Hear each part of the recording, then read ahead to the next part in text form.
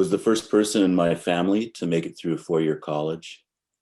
I decided I wanted to work to use science for and with the people in the shadow of the smokestacks to make things better. And yeah, it's true. While I was a student, I did work at the Air Resources Board for a while, but I spent most of my career with Communities for a Better Environment in the Los Angeles area and here,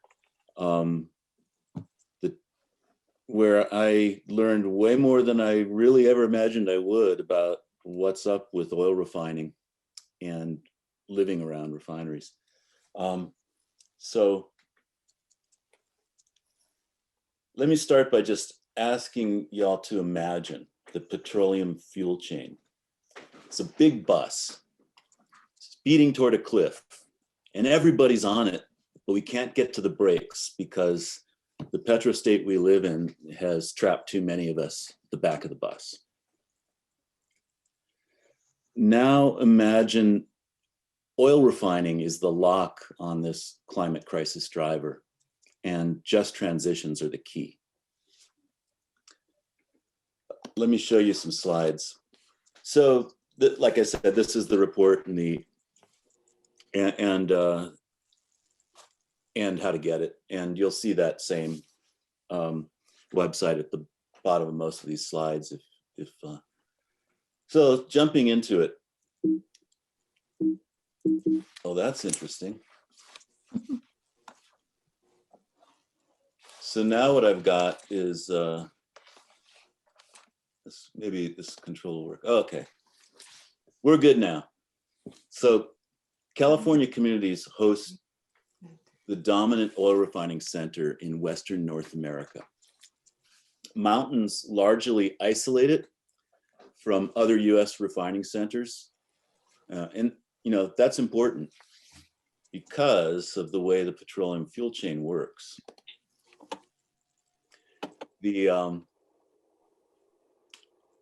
So this refining center in California refines 3 times as much crude oil as what's extracted here in the state. It makes that oil burnable in transport and industry, right? If crude oil wasn't refined, it couldn't be used in cars, buses, trucks, other uses, and it wouldn't be extracted. That's the fuel chain.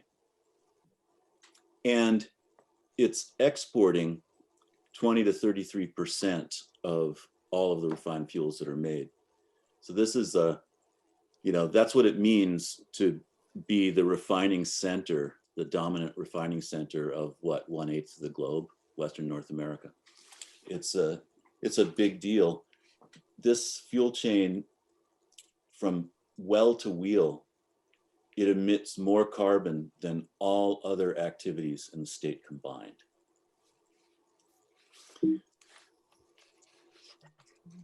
So this chart shows cumulative emissions because that is what drives climate impact.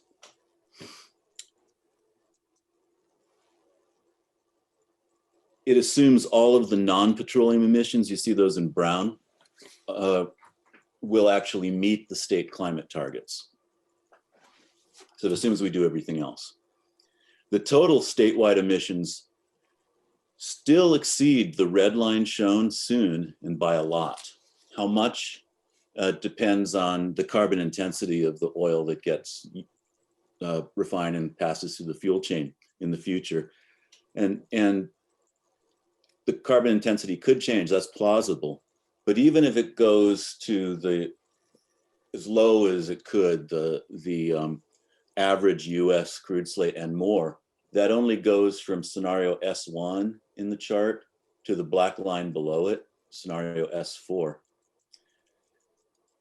The red line is the climate limit defined by state climate targets through 2050. This is the state's share of the global carbon cuts to 1.5 to 2 degrees C. So this shows that even if we do everything else, we must refine less oil, a lot less oil, if we hope for a livable climate. So California is no exception to the global consensus about that. So staying with cumulative emissions, again, that's what drives climate impact. It also has an implication because once it's out there, once you dump it out there into the atmosphere, most of it's there for a really long time. So that affects the timing of what we do, right? So this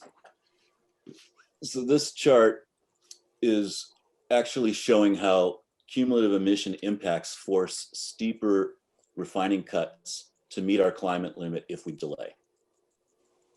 The example is shown for 2 annual refining cut trajectories, annual trajectories with no change in the carbon intensity of the oil. The black curve waits until 2029 to start decommissioning refineries. The green curve starts in 2021. So here's the trick here, and this people either get this intuitively right away, or there's ways to explain it. And there's a couple other ways in the book, but I think this one kind of works for a Zoom call. Both of these trajectories meet the 2050 cumulative climate limit. And the reason they both meet it is that the cumulative emissions difference before the 2 curves cross is the same as the cumulative emissions difference after they cross. They both cut the same amount of cumulative emissions. The difference, though, is that in order to do that after delay, you have to cut much faster, much more each year. And that's, so you see how steep that black line gets. This shows how delay forces steeper and steeper annual refining cuts until it's too late. And yeah, this is just math and it's boring, but this is actually affecting us now and will continue to. Maybe I should stop there. Is this clear? Do we want to talk about this some before we move on?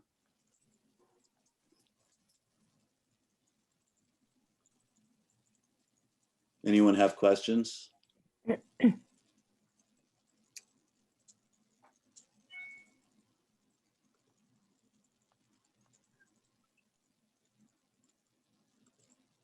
So another way to think about it is, and you know, I'm not going to say I did this when I was in college, but if you party too much and then the finals come along, 2 things happen.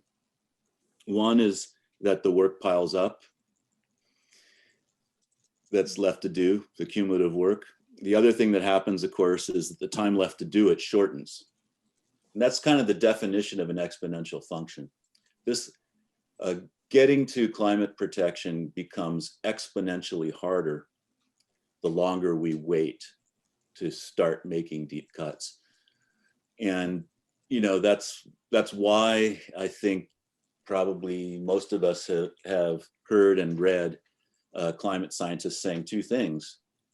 We need to cut emissions by 50%, 80%, net zero by 2050. We need to cut them in half by 2030, and we need to start now. That's why those three statements are consistent with each other. Is you can't turn on a dime, right? So the other implication of this, showing how delay forces steeper and steeper cuts to meet our climate limit until it's too late, until you cross that red line. The other implication of this is what it means to us in our communities, in our lives. If more refining capacity is lost in a year to make those deeper rate cuts, more of the community's oil-dependent tax and jobs base needs to be replaced with sustainable alternatives that fast, or we risk serious transition impacts or break our climate, or both. The increase in potential transition impact with delay is shown by the height of the black, red, and orange bars on this chart. The black bars are the most likely case. That's with no change in carbon intensity.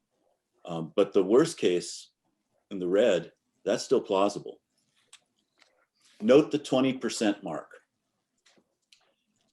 few, if any, California communities that host refineries have grown their tax base by 20% per year lately, right? And those taxes mean jobs for teachers, firefighters, librarians, public employees, and more.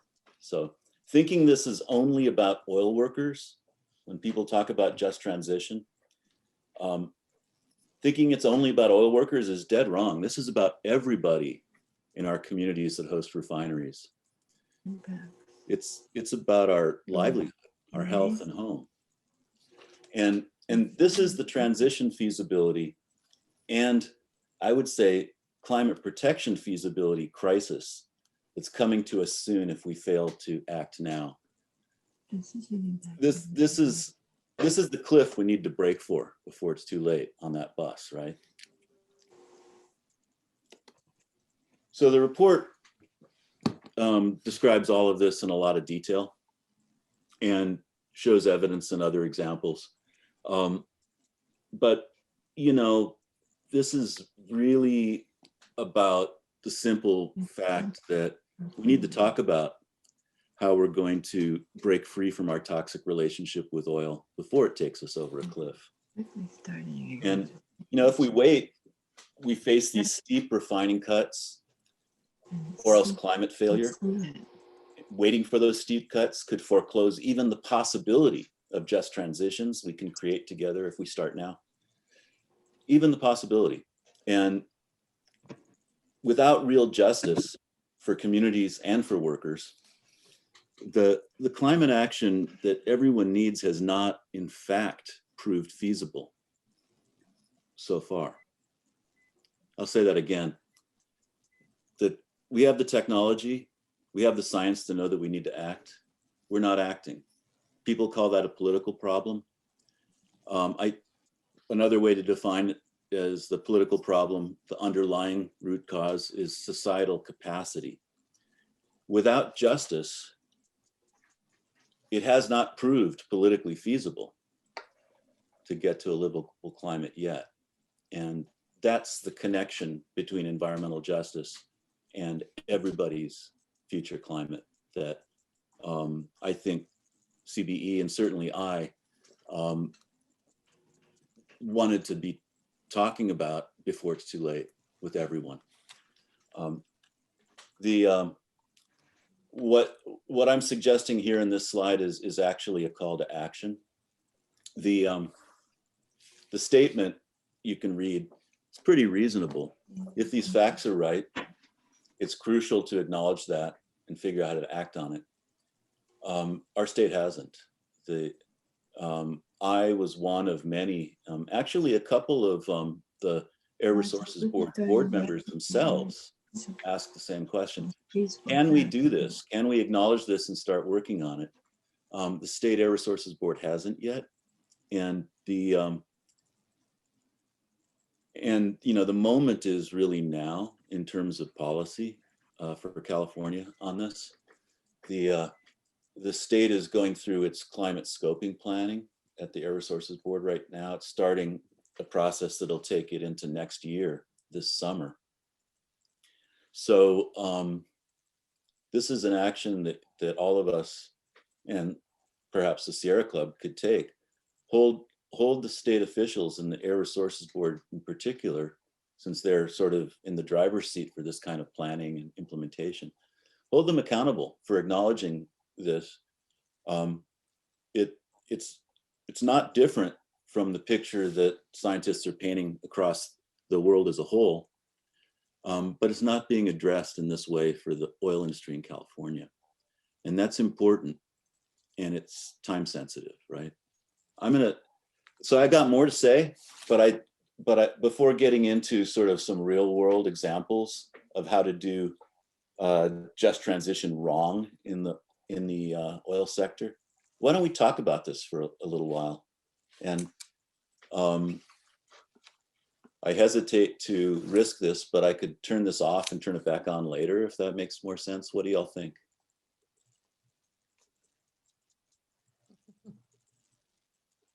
I think it's okay if you leave it on. I can't see everybody though, so if somebody has a question, just unmute yourself and ask away, I think is the easiest thing to do. Well, what would you like to see happen this year and next year in the best case scenario? Yeah, the report actually breaks down, the real answer, sir, is that this is going to be hard. There's going to be a lot of pieces to it, and we're going to have to figure it out together.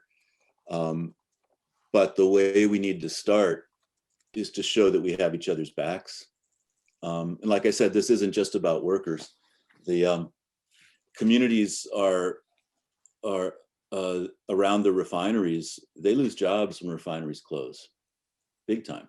And there are actually more jobs connected to the tax base of these refineries in the community than there are in the refineries. Refining jobs pay better, and it's easier to track those. When the refinery closes, those jobs go, right? But so do the other ones. Like, give you an example, Richmond and Benicia, two refinery towns here, they've got, the oil companies don't like to pay their taxes. So there's, at the local level, there's big fights over, hey, pay your taxes, give them a tax break. And the companies are very active in fighting to get tax breaks in Richmond in particular, but this is happening across the Bay Area. So because of that, a bunch of people in the city, on the public sector side, and in the oil company side have done estimates of how much of those cities' tax bases are dependent on oil refining and related, are dependent on oil. And it's in the range of 10 to 30%, probably around 20% for Richmond. So if you think about all of the public service and teachers and firefighters' jobs that are dependent on local tax money, that's a lot. And so when you see the oil industry getting a city government or a county government or a labor union on their side on an environmental issue, a lot of times that's what it's about. People are being really unfairly forced to make a devil's bargain or a choice between their job and their environment. Their short-term ability to put food on the table and pay the rent, send their kids to school, and what they know is the right thing to do. This is,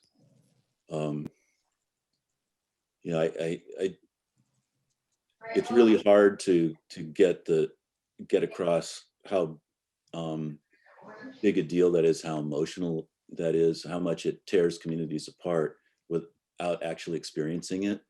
So all I can do is say it here. But that's what I meant by societal capacity. I think that's the deep problem with the politics of, having the science showing that we need to do this and everyone's future depends on it.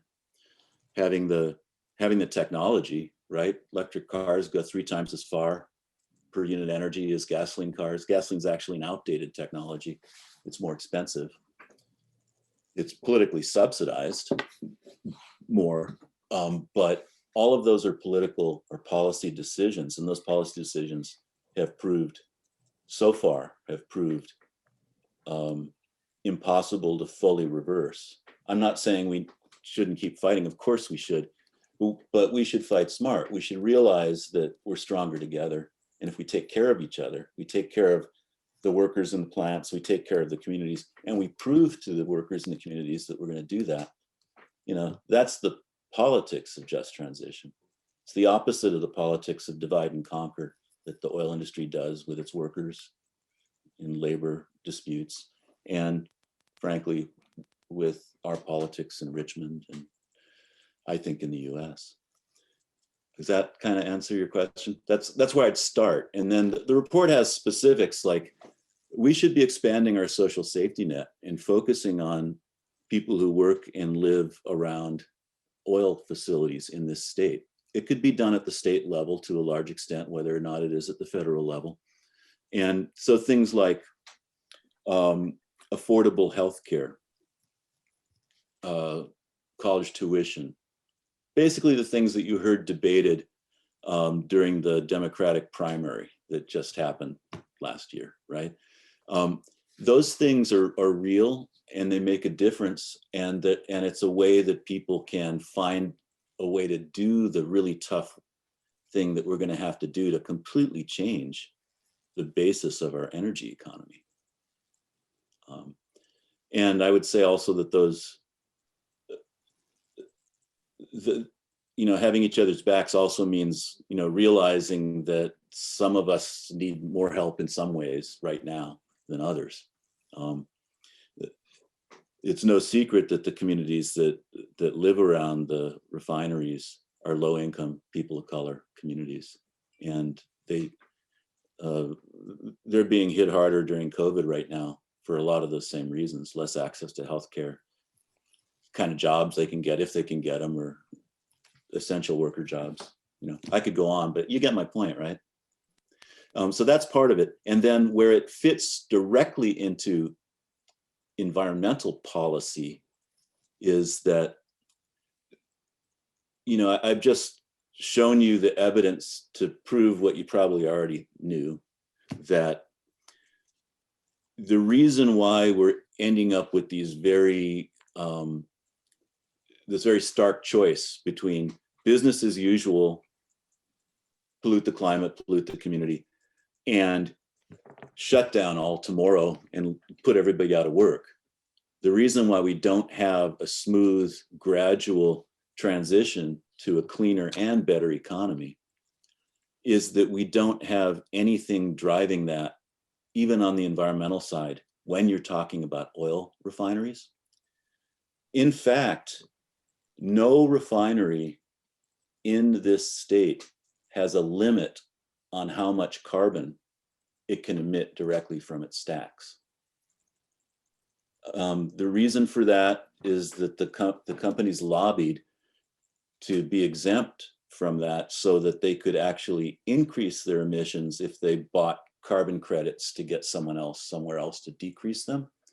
But the result of that is that oil refineries didn't shrink, they grew. They emitted more carbon in 2017, 2018, 2019 than they did in 2010, 2011, 2012.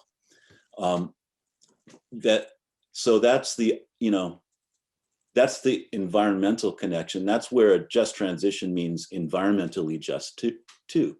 If the refineries were being required to ramp down at the same pace that our electricity system was ramping down, if that had happened, then we would have already been well on our way to replacing those jobs gradually in the communities.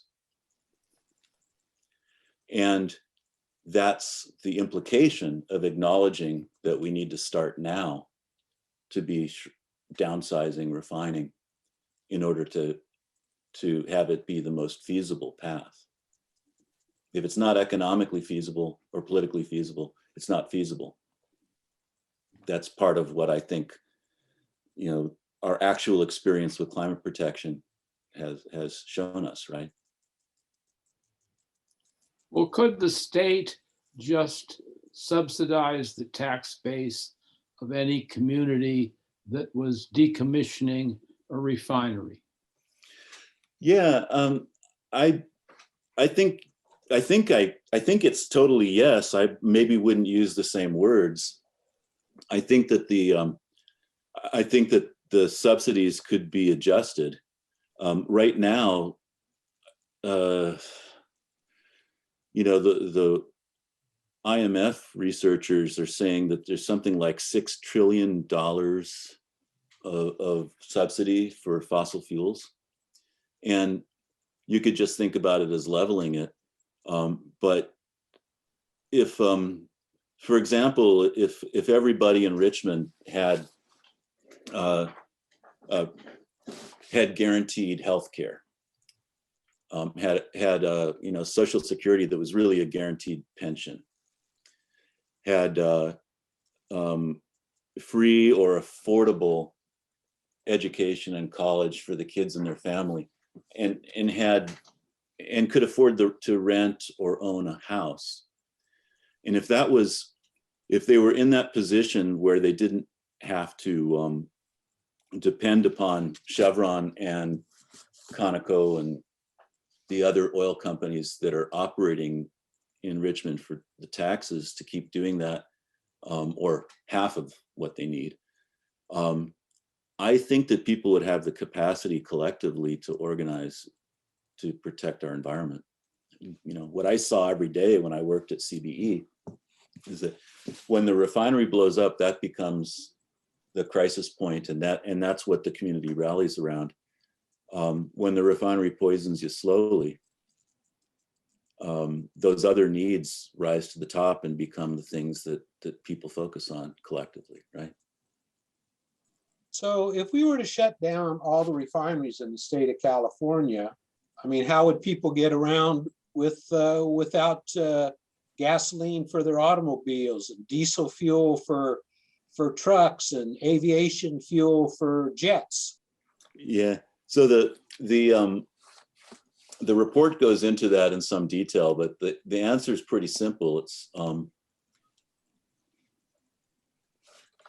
for the first few years, this number here, I don't know if you can see me circling, 20 to 33%. So if you include jet fuel, 1 out of every 3 gallons of oil that's processed here, so 1 out of every 3 gallons of gasoline, diesel, jet fuel, is exported outside the state. Another way to say that is 1 out of every 3 pollution molecules from the refinery that people are breathing in these communities are not even for us to use our gasoline. So that's jet fuel is a little bit more difficult, but in terms of what you could do, and I'll get back to that, but what you could do in the short term is you could start to ramp down right now without any, and this would, you know, the report calculates this out, this would be 4 years, for the first few years of a gradual transition. Even if we didn't put more electric vehicles on the road and didn't expand public transit, et cetera, even if we did nothing else besides just ramp down the refineries, our fuel supply would be fine for a few years. So that's the first part of it. The second part of it is that in fact, gasoline is an outdated technology. Electric vehicles are there's a financing problem where it's, you know, if you buy a house, you'll probably have the experience I had where the bank wants to know how your income compares with your expenses before deciding whether to give you a loan and what kind of a deal to give you on a loan. But it's not like that with cars. The electric cars are much cheaper to operate. They go 3 times as far per unit energy. So the fuel costs are much lower over the life of the vehicle. And they have less moving parts. They have no transmission, so less to wear out and fix along the way. They are cheaper. Even with the current subsidies, and that's true, that was true in Japan, that was true in Texas, that was true in California, that was true in the UK in one study, for example. And they're, you know, and they're getting better all the time and cheaper all the time. And it's actually now state policy to phase them out completely for passenger vehicles. And then for heavy duty trucks, fuel cell electric, and also the solar and wind power is already cheaper per unit energy than coal and oil, and in some cases natural gas. The problem is that we still have the cars, so we need to phase them out over time. We could do that, especially with this cushion from all these exports, and it would save us money. Billions and billions of dollars leave the state to buy that imported oil, and the cost of that fuel collectively is very high. When you think about how much gas and diesel we use, it's a gigantic revenue stream that could be turned towards just the kind of subsidies that we're talking about, right? So follow up on that. So let's suppose we we shut everything down by 33%. What's going to happen to our neighboring states and the states where that 33% gets exported to? Right, that's a good question. This comes up. It's funny, it doesn't come up in the community discussions I've had. It comes up in the discussions I've had with state air board people and policymakers. And so the thing is, you have to realize that it's a double-edged sword any way you look at it.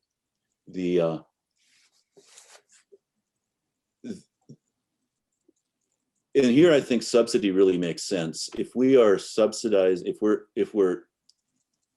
exporting, if we're as a country, as a whole economic system, if we're exporting carbon to other developing countries and doing that on the backs of excess pollution in the communities here, that expands the carbon footprint everywhere.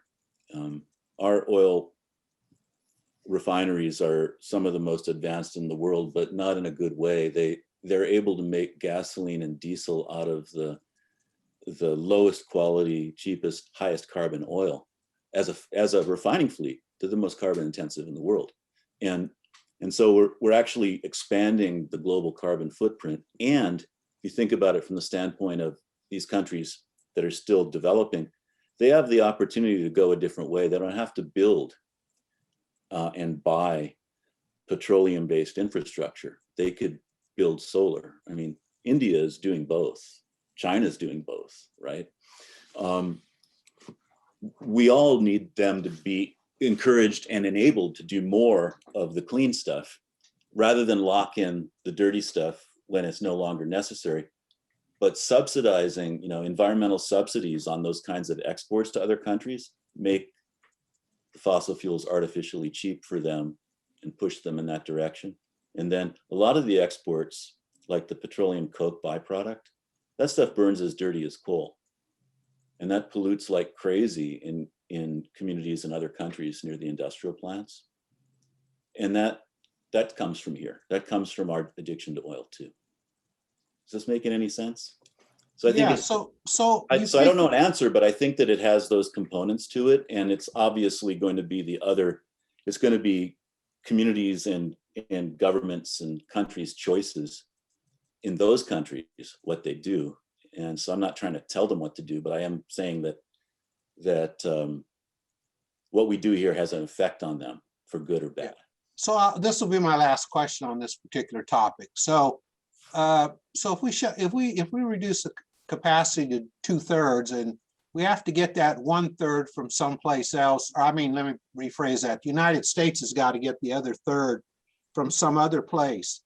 So from an environmental point of view, is it smarter for us to keep producing that 1/3 or have other places in the United States produce that 1/3 or import it from out of the country for that other 1/3? Yeah, I think maybe I should go to the next slide to help answer this. When I said we could get the first third or 20 to 33% right away without affecting our fuel system, that's just the beginning. Here's what the black line in the green here is actually what it looks like in terms of where our oil refining needs to go. This is if we're going to meet our climate goals, if we're not going to bust 2 degrees C in California.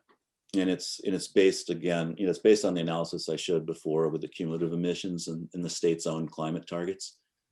So if you look at this, it's not in percentage, but I think you can see it's in millions of barrels per year refined in California. But I think you can see that we need to be making at least an 80% cut in the refining capacity, the actual amount of oil refined here. Most of the research suggests it's more like 90%. And that's front loaded because of the cumulative emission thing. So by 2035, we're talking about cutting it at least in half, if not more. This is very consistent with what what you'll see globally from, actually now it's even from the International Energy Agency and from the World Bank and IMF, they're saying this too, but the IPCC, the Intergovernmental Panel on Climate Change, you know, the big scientific body, they've been saying it for a long time now. It's true in California too, of course. And so, but in California, with this concentration of oil refining, we have less wiggle room. So the wiggle room is the green band. Any way you look at it, we break our climate if we don't get off oil almost entirely.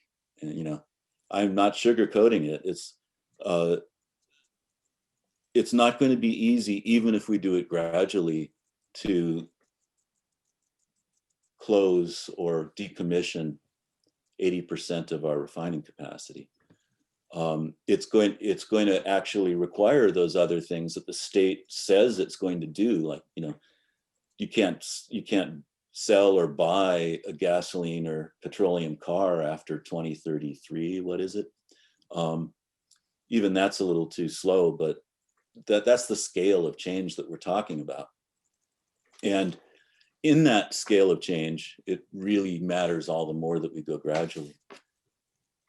But this shows another thing that I wanted to sort of, the other way to think about it is, you know, you're right to ask what happens, how does it work, and what happens if we do it wrong, if we make a mistake in how we transition our economy. But for better and worse, we actually have a lot of evidence of exactly what happens. And this sort of sets the stage. This is from the report too. We looked at how fast refineries wear out. People have done this with power plants globally in the scientific literature. No one's done it for refineries before, certainly not in California. So we crunched up a whole bunch of numbers from all of those permits, from each piece of equipment, like thousands of pieces of refinery equipment. How long did they last? When were they commissioned? When did they wear out? And how important were they in the whole scheme of the refinery? And since the industry is so careful about profits and accounting, some of that information is actually really detailed. So the orange curve it shows the uncertainty. Refineries are wearing out at about 1.5 to 2.5% per year. That's if they're not rebuilt or expanded. So that's what that curve shows through 2035. And so you can see the gap between the two curves. That's the issue. They've overbuilt. They're not wearing out fast enough. That gap between the orange and green, it also grows over time. On one way to look at this is that that gap represents excess emissions that will break our climate limit if we just keep running the refineries till they wear out without any more expansions, without rebuilding. Of course, they'll try to keep expanding. Of course, we'd want to, if they were still there, we'd want them to be maintaining themselves and replacing equipment so they don't blow up on us. But just to give you a sense, that's one way to look at it, is that's the industry's overbuild. That's, you know, you may have heard that they've already booked more oil resources than we could possibly burn without breaking our climate limit. That's true globally. That's been well documented. In California, this shows they've already booked more refining assets than they could use for their whole operable duration without breaking our climate limit. They've got to, so the other way to think about this is that gap shows stranded assets. Those are climate stranded assets. Those are refining, those are investments that the oil companies have made in their refineries, that the only way they could get them out is if they break our climate limit on average. And it also means that when you think about it from the industry's point of view, you think about what it's going to take to, you know, why are they fighting so hard? Can we just let them wear out? Can, you know, is there something that, you know, will electric cars get cheap enough that the oil industry just gives up? Well, this gives us a reality check. They're going to be incentivized to fight us harder the longer we wait, because there are stranded assets that they could lose in any one year if they were to actually clean up, will be bigger in the future than they are even now. But the other thing, this is on average, what it doesn't show you or us is what's actually happening. So how do refineries leave? Well, and they do. They blow up or break down because they've cut too many corners on maintenance, and then they close. Or and this has been happening for decades, even when they were selling more gas and more diesel. They're selling less now. I should have mentioned it. I apologize, but maybe you already know this. The state and the whole West Coast has been using less refined fuels in the last decade. Actually, it peaked about 6 years ago, and so for the first time in history, they're losing their market locally. That's one of the reasons they're exporting so much. They can't make as much money with exports because they sell for higher prices here. So they're losing their market.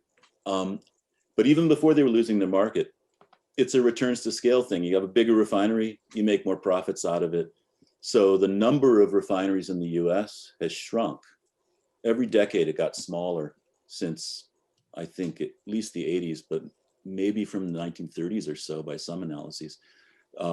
The number of refineries got smaller, even as the total refining capacity increased. They're consolidating. So refineries close by waiting until they blow up, by investing in one refinery rather than another, and then consolidating and closing that refinery, or by losing their feedstock. And we have real world examples of those. This is the Philadelphia Energy System Solutions, PES refinery, or it was until it blew up. They cut corners on maintenance. They blew up. You can see the shrapnel. Some of it flew across the river there in Philly. And it was big. Fortunately, no one died. That happened on June 21st, immediately shut down the whole refinery. A week later, the company announced it was closing permanently, wasn't going to rebuild. A week or so after that, they declared bankruptcy. So that's one way it happens, and this was recent. That was a giant refinery. It's never gone back.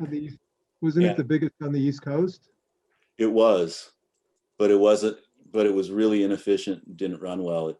Chevron owned it for a while. It was mostly Sunoco. They sold it to a holding company after not replacing some of the parts that were involved in the hazard, and ran into the ground, blew it up, walked away, declared bankruptcy. The holding company did, and workers, they're still struggling to see if they can save their pensions, but bankruptcy law, right? This is Avon, which is right, the community right near Martinez. Used to be called the Golden Eagle Refinery after it was called Avon. Tosco had it. Tesoro had it for a long time. Now Marathon has it. It closed this year. Marathon blamed it on COVID, but that's fishy. What actually happened, well, what didn't happen was no other refinery in California closed because of COVID. This was the only one that closed during COVID. And before it closed, the companies, the prior owners and Marathon, They invested big time in consolidating in Los Angeles. They built the biggest refinery on the West Coast in Los Angeles. They still have more refining capacity than they had before they did that, even after they shut this one down. In this fuels market, they increased their capacity despite COVID and all of that stuff. So they consolidated. It's more profitable for them to run a bigger refinery to make the same amount of oil than to run two. And it's certainly more profitable to run one big refinery full than it is to try to run two of them half empty. So that closed. 680 workers lost their jobs. Some of them are getting them back, most of them aren't. Counties losing tax base on that. And there's another piece to that story, but first let me show you this one. The Rodeo Refinery, Phillips 66, the old Union Oil plant.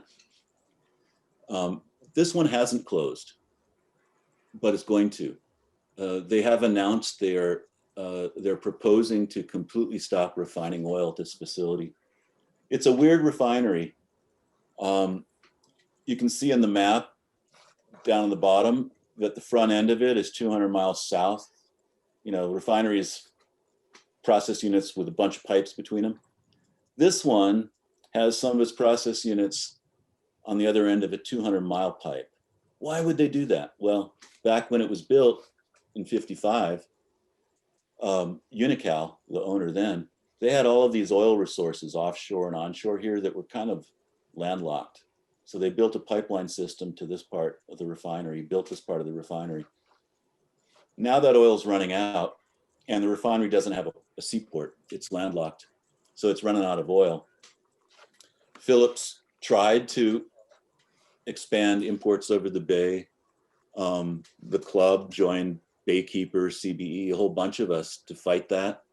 They haven't been able to get their wharf expansion permits to be able to bring in oil for exports. So they're proposing to close it completely. They're already on their way to closing the front half. They're proposing to stop refining crude here and switch to a particular type of biodiesel and biojet fuel. They announced that in July last year. 2 weeks later, also in July last year, Marathon announced this refinery switching to biofuel.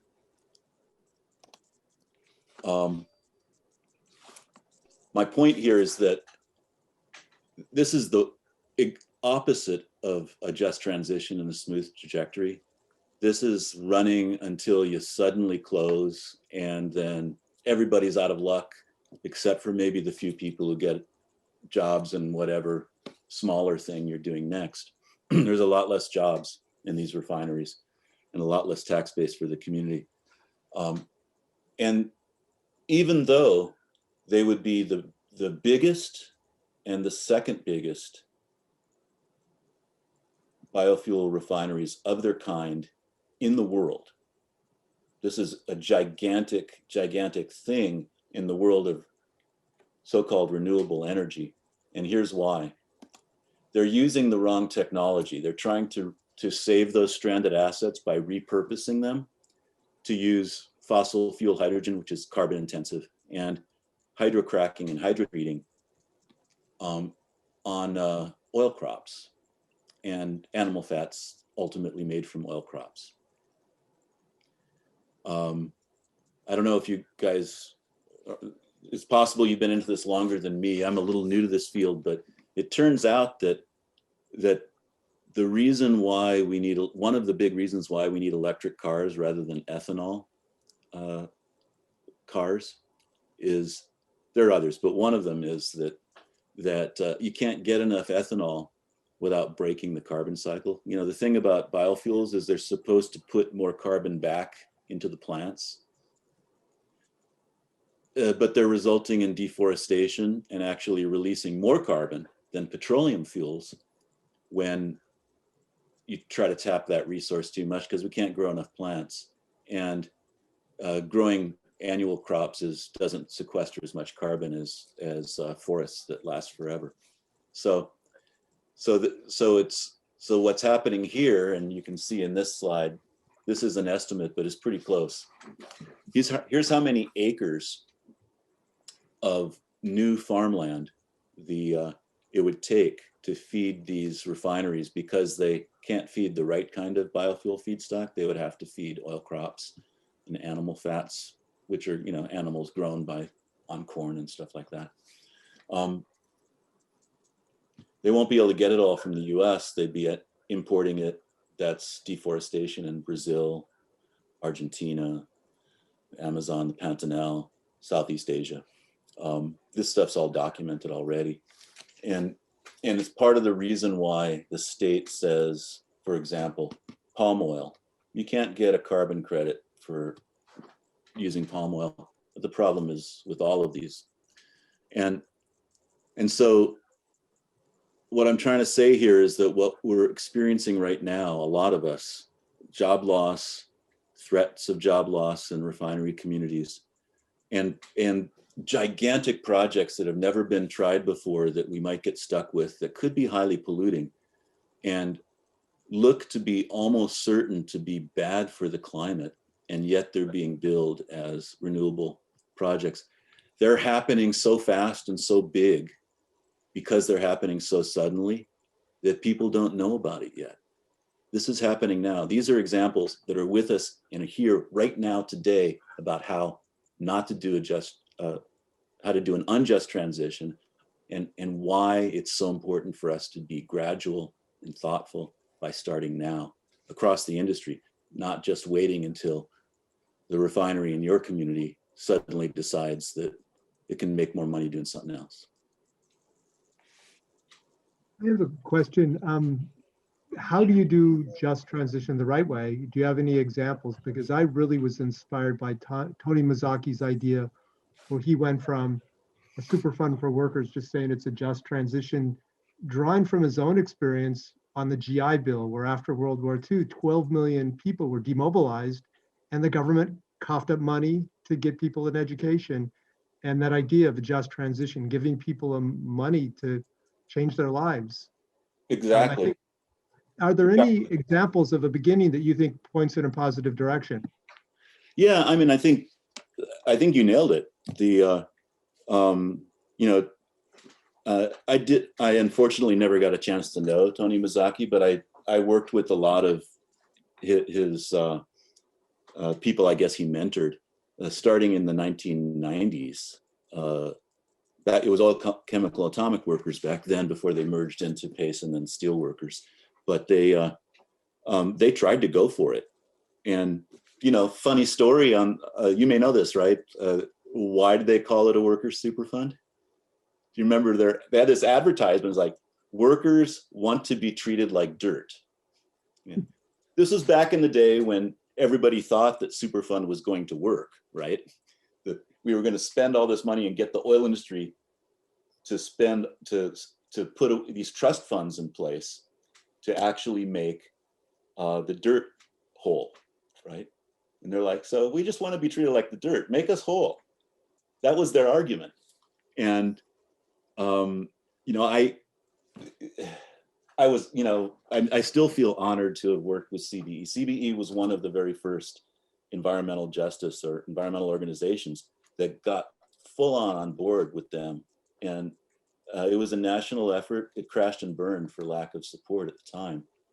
And it kind of poisoned the well in the union, by the way. But, you know, because I think they took the lesson they took from that is that they're not going to have society is not going to have our backs. We're going to have to take care of ourselves, right? And I think that I don't think they're correct about that, but I understand why they might feel that way. Other examples, well, you know, the New Deal is a pretty good one. You know, the workers were largely soldiers who needed pensions and Social Security, right? I wouldn't pass that one up. To me, I see it as being so closely connected with the larger domestic political debates now over healthcare, college tuition, living wage. And by the way, living wage is a big deal because we need to be able to have jobs that we could, pay the rent and put the kids through college on, installing solar panels. We don't got that yet. So labor standards is part of our fight too for just transition. But another example, I mentioned the super fund and the trust fund for the money put up by the polluters to pay for making the earth whole. Well, interestingly enough, for nuclear power plants, there is a requirement that the owners set money aside up front in a trust fund to clean up the site. And that's mostly radioactivity.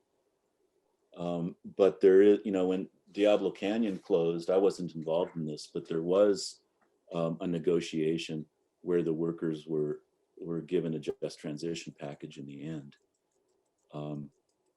There's another example. I don't know much about it, but if any of you are interested in supporting or doing the research, the Ohio River Valley was a gigantic.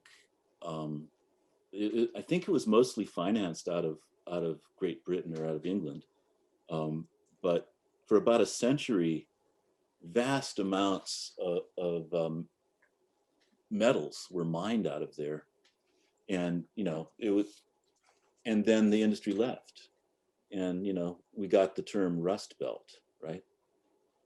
But check this out: Philadelphia and Pittsburgh ended up doing much better in the end in their transition than Cleveland did. And apparently I haven't seen it, but I'm told there by people who live out there that there's a whole museum on how they did that transition right in some communities. I don't think this is a new fight. I think that it's more like a forgotten history. The more I learn about it. I also think that it's like the environment itself. That old joke, ban the environment, it takes up too much space. This is about everything. It's about bringing everyone along. It's ultimately really about social justice. And I think maybe the thought I'd want to put out there, see what you all think about it is there really a way to ensure that any of us have a future climate environment that looks anything like we have now, without having more social justice to bring everyone along?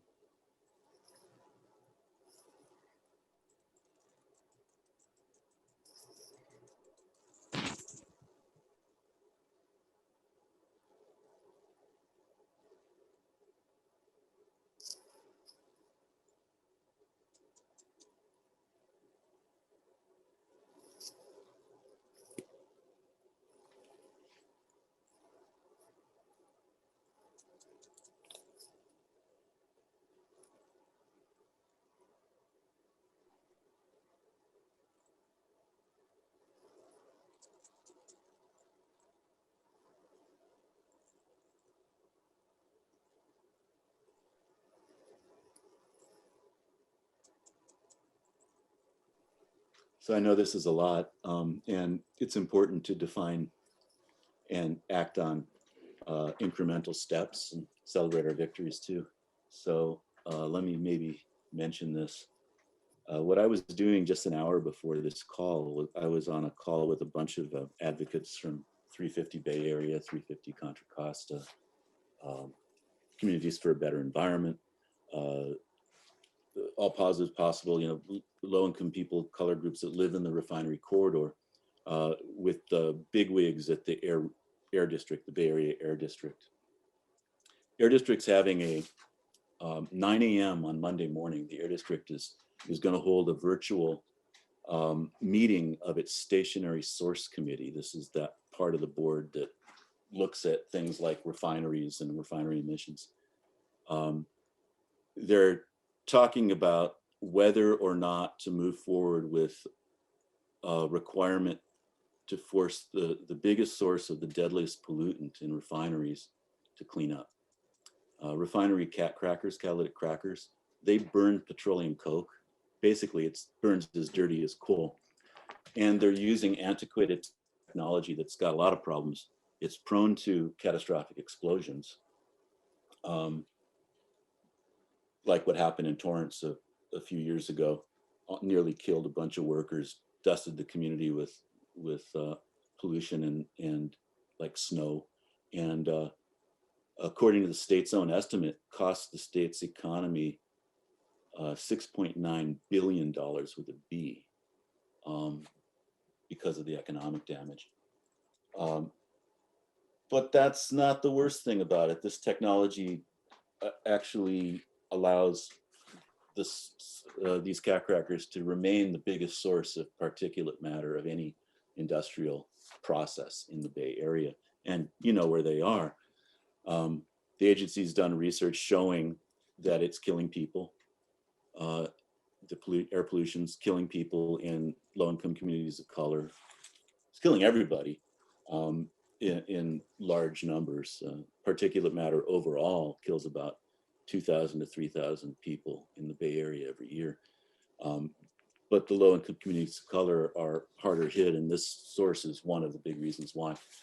Most refineries in the country use an alternative technology that doesn't have that explosion hazard and cuts maybe 70 to 80% of those emissions. Drastic cut in emissions, huge health benefit. The industry is crying poverty. They're hinting that they'll shut down suddenly if they're forced to do this. Of course, they could afford it, but they don't want to spend the money.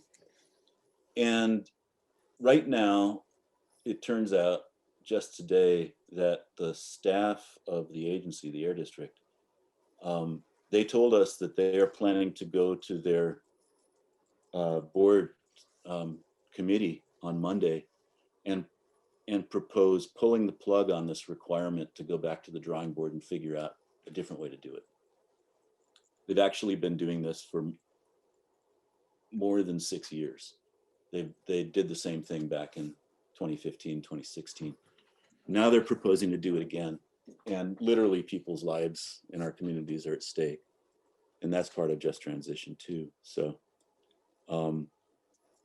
this, I think what's hanging in the balance is just how much public support, or you might want to think of it as outcry, about why this air pollution control agency wouldn't do its job to require a technology that's being used by most refineries that would do a lot towards ending the environmental racism in the refinery belt here. That's coming down now. So if you're looking for something specific to do right away, that would help.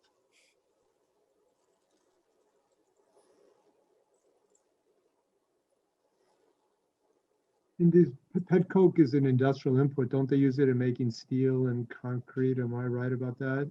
Yeah, it's so it's a byproduct of there's coke is used in a couple of different ways, right? I'm not talking about the drug that goes up your nose. I'm not talking about the drink, but even then, there's smelter coke, which is from a different source. Then there's petroleum coke, and it's about somewhere around 7 to 8% of the total output of oil refining in California. And it's because California refineries on average are refining such low quality oil, so they create more of this byproduct. It looks like powdered coal. Its basic chemical composition is very similar. It's actually, in many cases, more contaminated with toxics and sulfur than coal.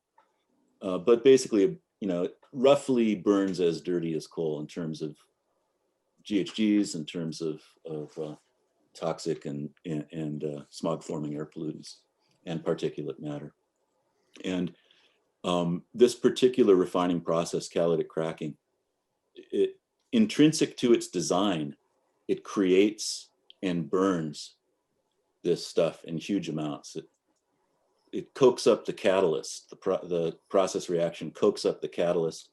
The catalyst has to be reactivated because it's so expensive it's reactivated by burning the coke. That heat is the main heat input to the process. So the process doesn't work without burning coke. While we still have refineries and still have cat crackers, we should be using the control technology that works the best when most refineries in the country are already using it, but not here. The only one that's using it here is Valero and Benicia. It was required to do that as part of a federal EPA lawsuit years ago. Chevron and the old Chevron in Richmond and the old Shell refinery, which is now owned by a holding company called PBF in Martinez. Those two companies are fighting this. And it is a bigger investment in pollution cleanup than the Air District has required of them in recent years, which isn't saying much for the Air District. But also because of that, the oil companies' knee-jerk reaction is to fight it real hard. Air District seems to be starting to buckle. So now is the time, I like to think about it in terms of,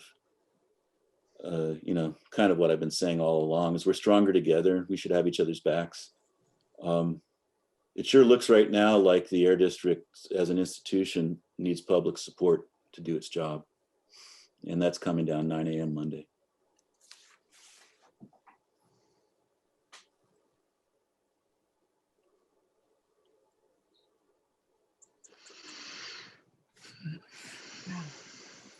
Anything else? I'm okay to keep talking if you all want to.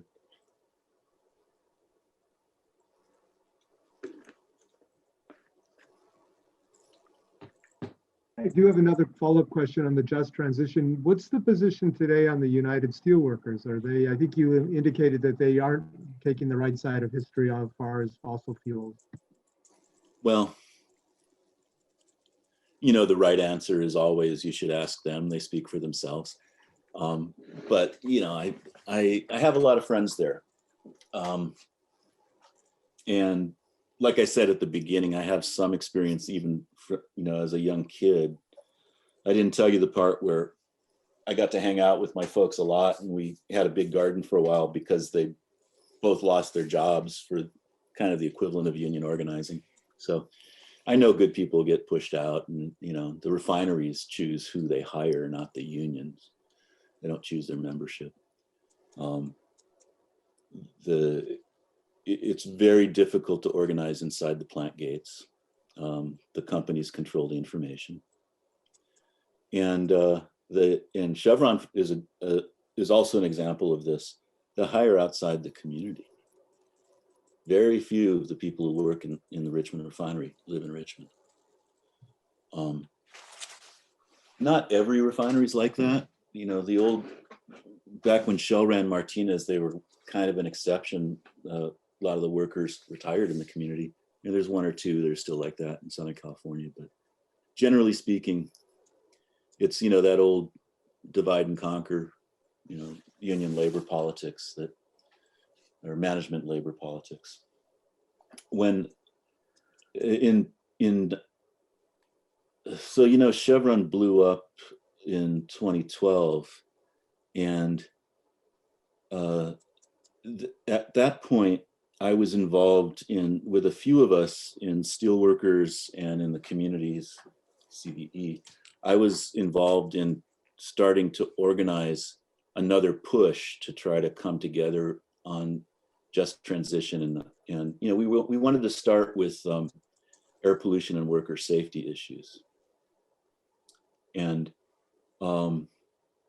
we were already in discussions and starting to form sort of some structures when Chevron blew up, and then it came out that both inside the plant and outside the plant, the workers and the community were both saying to the company and to the government, it's going to blow up because of the high sulfur corrosion.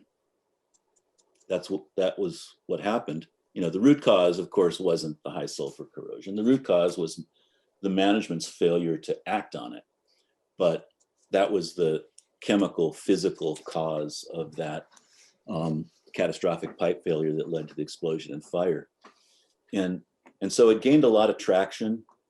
A few things happened. We actually did help win.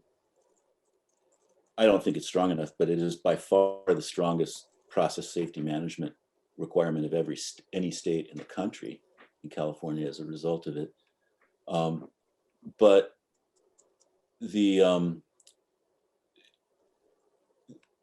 in the end, the relatively small nonprofit environmental justice organizations couldn't afford it without funding. The unions decided not to put in their membership fees funding. And when we tried to get foundation funding, we learned, the next chapter of that story about how, they used to say the revolution will not be televised. It's also said the revolution will not be funded. And we couldn't get we couldn't get the resources, and then, but the other thing that was really fascinating was just how intense the oil companies' management's responses were.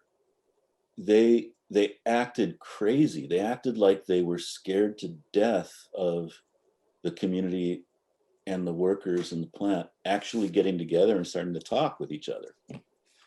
And they put tremendous pressure on all of us. But I have to say that I think the workers and the workers' unions bore the brunt of that because of the way things are structured. And yeah, so it failed. It was like there was an air district requirement just to cap refinery emissions so they wouldn't increase facility-wide at each refinery. It wouldn't have required the refineries to do anything different. In fact, they could have even increased their expanded so long as they put on more pollution controls.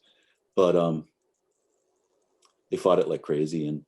And the fact is the steel workers publicly switched positions. They helped write the policy with us, and then they switched positions on it later. Never passed. That's a longer story, but and with the cat cracker stuff, we were very close in 2014 to, just to give you a specific example, we were very close to having a joint public position on cleaning up the cat cracker at Chevron at Richmond.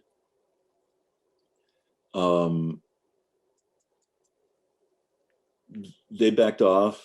They never joined us publicly in that position, but it was my understanding that they wanted to come back to it and do it later.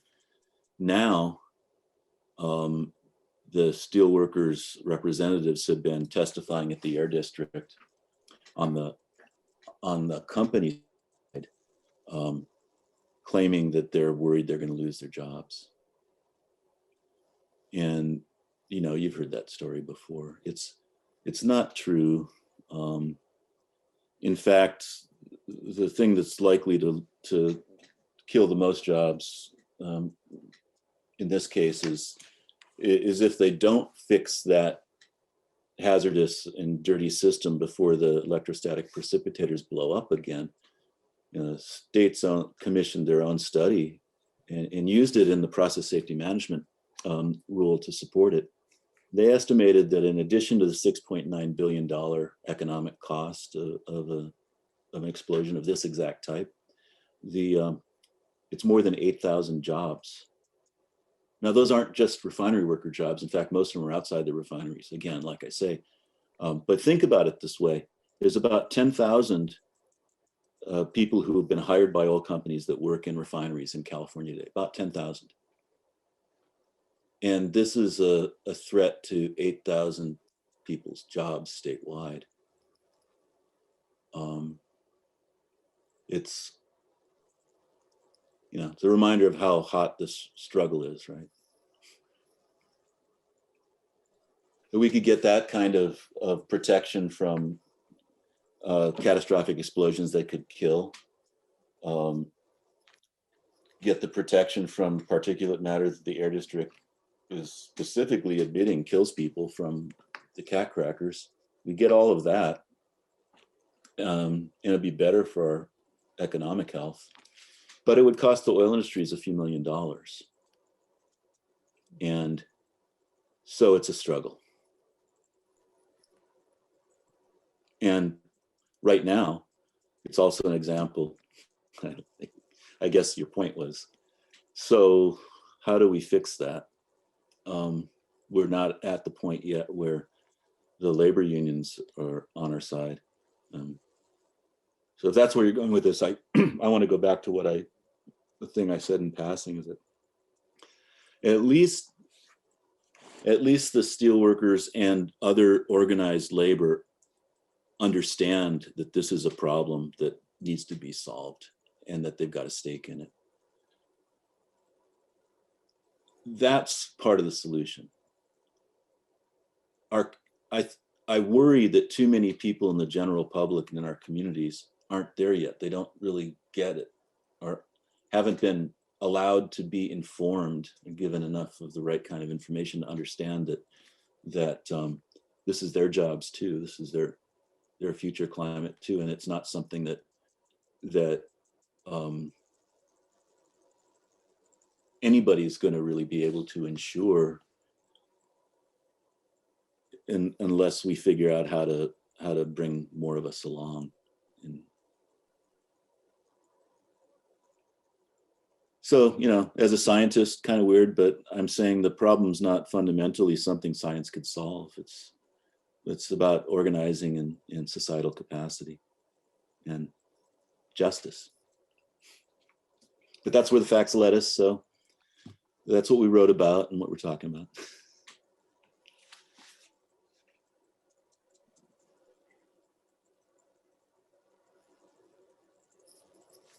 Okay, it's coming up on 9 o'clock here. Of course, everybody knows you're not required to stay, but I had a maybe not a quick question about the Levin terminal in Richmond. The city of Richmond said that Phillips could no longer export petroleum coke out of there. And I recall a lot of the union people were concerned that it was going to cost them their jobs. What's being done there with respect to a just transition? Yeah, okay, so let me take the first part first. Phillips 66 was a major mover in that, and it's a really good example of how the terrorizing workers in that case by threatening them with their jobs at the refinery turns out to have been false, and really nasty thing to do, the workers as well. But yes, that was true. Phillips was actually the big political force behind it because the coal mines in another state and didn't have much local influence here by itself. Secondly, I guess the second part of your question, there are about, the terminal workers, the Levin terminal workers themselves, there are a couple dozen, I think 3 dozen, 4 dozen workers that do stand to lose their jobs if the city and the company can't work out a transition plan before the ordinance they passed takes effect. They've got time still, but it's now been a year, almost a year, and they haven't made enough progress.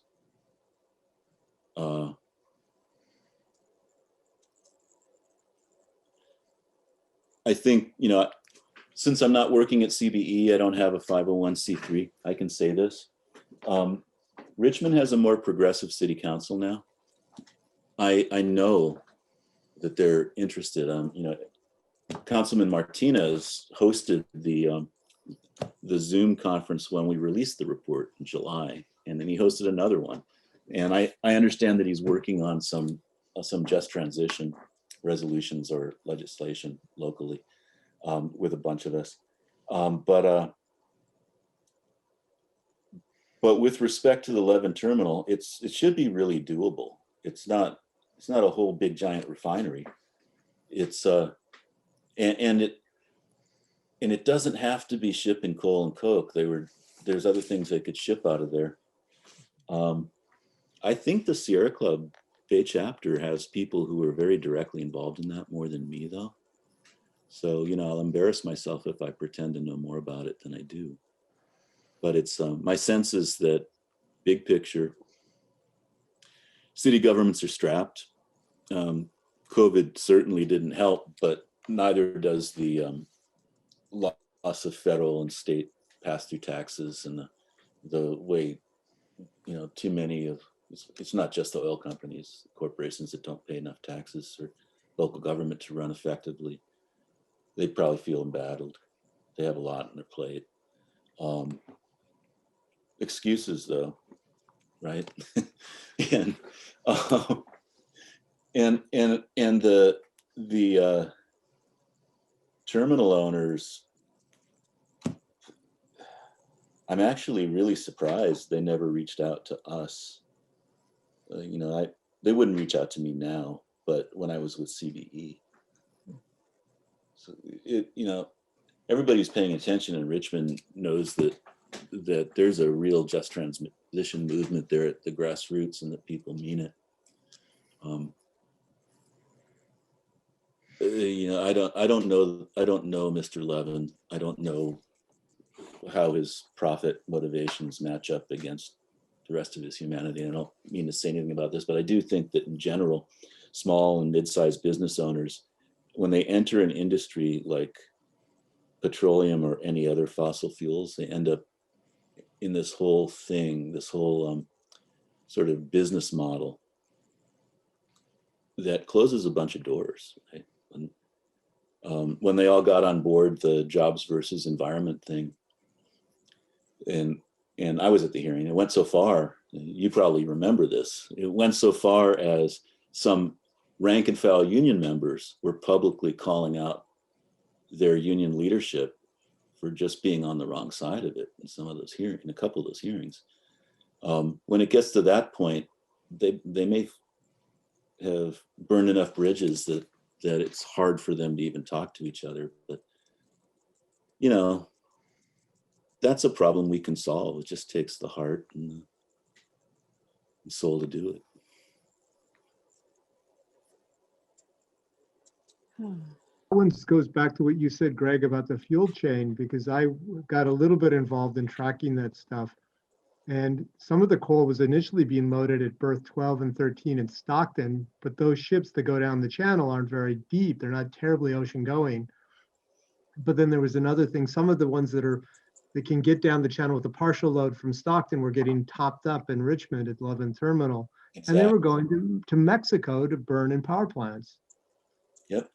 Part of the strategy is to reach out to our friends in Mexico and say, hey, how can we all be together along the fuel chain and support each other? Yeah, and on the other end, I don't know this for a fact, but I have a neighbor, or had a neighbor, who was working. He had a strange job where he would end up working with companies that were trying to get their labor and management together around more efficient working conditions. And then he got a contract with a coal plant in Utah that was closing, like, multi-megawatt coal plant, and had a mine there. And just to give you a sense of how much basic organizing wasn't being done by their union, apparently. He was getting questions from, the workers were basically like, oh yeah, they're closing the power plant. I'll just go back to work in the mine. Oh, no. why are we even paying you to help us? It's so yeah, the social connections in the fuel chain probably would be a great senior thesis if I was a lot younger.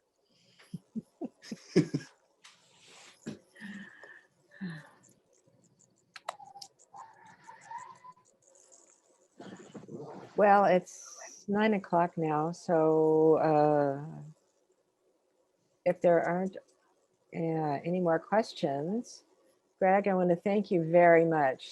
This was very informative. Learned a whole lot. Yeah. Go ahead, Liz.